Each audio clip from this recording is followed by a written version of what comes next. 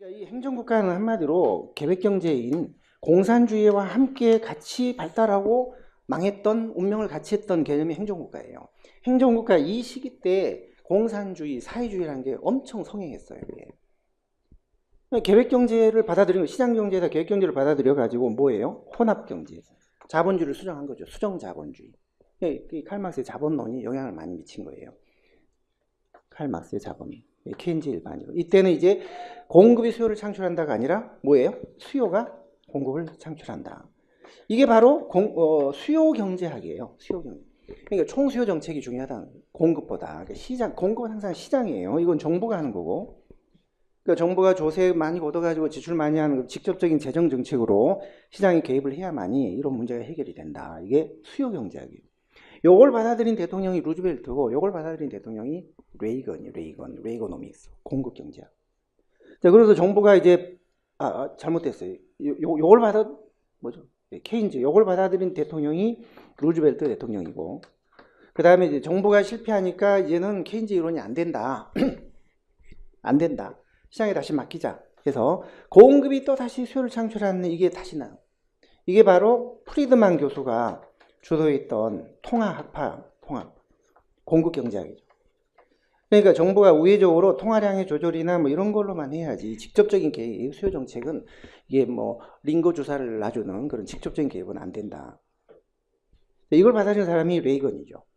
공급 경제, 레이거노믹스. 그러니까 이런 식으로 이건 행정학이지만 그 밑바닥에 영향을 미쳤던 정치학이나 경제학 이런 이제 사조가 있었던 거예요. 입법국가 때 아담 스미스, 시장이 다 한다. 행정국가 때 케인즈, 국가가 개입해야 된다. 수요 경제학. 정부가 실패하면서 이제 레이고노믹스, 이거는 다시 공급이 수요를 창출한다. 그래서 공급 경제학이 또 다시 나온 거예요. 공급 경제학. 이런 식의 변천이 있었던 거거든요. 자, 그래서 우측에 맨 아래 포인트를 볼게요. 수요 경제학, 공급 경제학. 수요 경제학은 행정국가 때에 영향을 미쳤던 경제학이에요. 공급 경제학은 신행정국가 때 영향을 미쳤던 경제학이에요. 수요 경제학은 경제대공황으로 시장이 실패하니까 이제 케인즈가 수요가 공급을 창출한다 해서 수요, 정부가 뭐 유효소를, 뉴딜 정책 같은 게 그런 거였죠. 그래서 조세 정책 뭐 이런 재정 정책을 가지고 직접적인 개입을 했었죠. 그게 재정학파들이 선호했던 재정 정책이고, 오른쪽은 그게 아니라 이제 정부가 실패하니까 안 된다, 더 이상 공급이 수요를 창출, 다시 시장으로 돌아가자, 권한을 다 시장으로 주자. 그래서 이제는 재정 정책보다는 금융 정책, 통화 정책을 선호하게 돼요. 직접적인 개입보다는 우회적으로. 그게 레이건 대통령이 채택했던 공급 경제학이에요. 항상 공급은 시장의 민간 기업이 하는 게 공급이고, 수요는 물론 국민들이 뭐 소비하는 게 수요지만 그 수요를 정부가 진작시켜야 된다는 게 수요 경제학이에요. 그러니까 수요가 공급을 낳는다 이 말은 정부가 개입해야 된다. 큰 정부. 공급이 수요를 창출한다 이 말은 냅둬라. 개입하지 마라. 시장이 하도록. 그게 작은 정부, 공급 경제학. 그런 거가 쭉 반복되어 오는 그런 역사가 우리 행정학의 역사고 또 경제학의 역사예요. 다음 쪽으로 가볼게요. 첫 위에는 필요 없고요. 다만 왼쪽에 날개를 보시면 여기 표에 복지국가 서비스, 그 다음에 신공무원관리론의 서비스 이런 말인데, 이게 복지국가, 행정국가를 말합니다. 행정국가가 복지국가예요. 그 다음에 여기 신행정국가 때 NPM이 나왔기 때문에 이때가 이제 신공무원관리론. 요거는 수요경제학, 이건 공급경제학.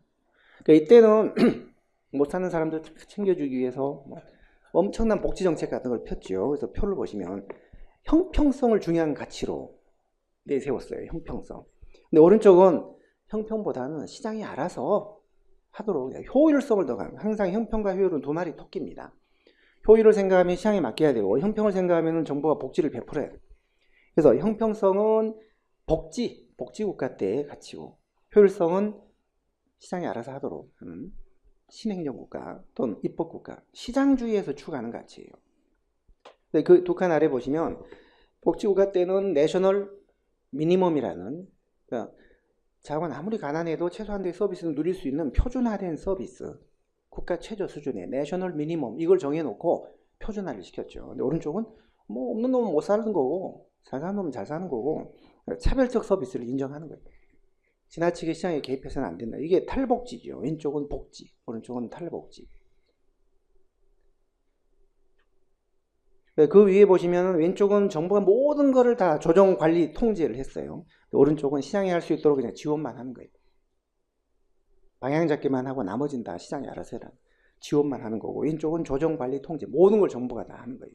그게 복지국가, 행정부 같은 서비스인데 굳이 여기서는 신경 안 쓰셔도 우리가 이 흐름 속에서 다 나오는 거고, 앞으로도 좀 더 공부를 더 해야 되기 때문에 이것도 해야 됩니다. 해결이 될 것 같아요. 자, 2번 행정국가로 넘어갈게요. 요 시기, 여기서부터 여기까지 요 시기 때의 행정은 어땠냐 이걸 보겠습니다. 요 시기. 그 다음에 신행정국가 이걸 볼 텐데요. 자, 그러면 38조 2번은 100분의 60입니다. B급 100분의 60이고, 자, 오른쪽에 로마 3번 현대 행정국가의 등장, 이게 조금 중요하고요. 다음 쪽에 4번 현대 행정의 특징, 이것도 조금 중요하고, 그 포인트의 파킨슨의 법칙 9급은 조금 중요하고 7급은 좀 알아놓으시는 게 안전하고요. 파킨슨 아시긴 아셔야 됩니다. 그리고 오른쪽에 썸머리 근대 입법국가와 요거하고 요때하고 요때가 어떤 차이가 있었냐, 표 조금 중요하고요. 로마 5번의 1번도 조금 중요합니다. 행정국가가 어떤 패단 때문에 무너졌냐. 그러고 나서 3번 신행정국가가 이제 나옵니다. 자, 행정국가란 1번에요.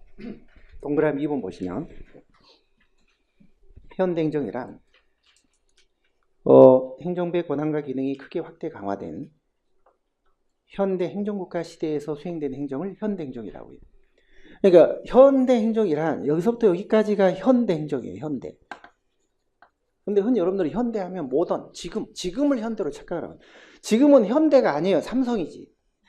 지금은 현대가 아닙니다. 삼성이나 LG지. 현대, 우리 행정에서 현대라는 말은 요 30년대부터 70년대 말까지, 정부 실패 전까지 현대 행정국가 하에서 수행된 행정을 현대행정이라고. 이때가 현대 산업사였어요. 지금은 포스트 모더니티, 후기 산업사예요. 지금은 포스트 모더니티, 후기 산업사이고, 이때는 현대사, 모더니티.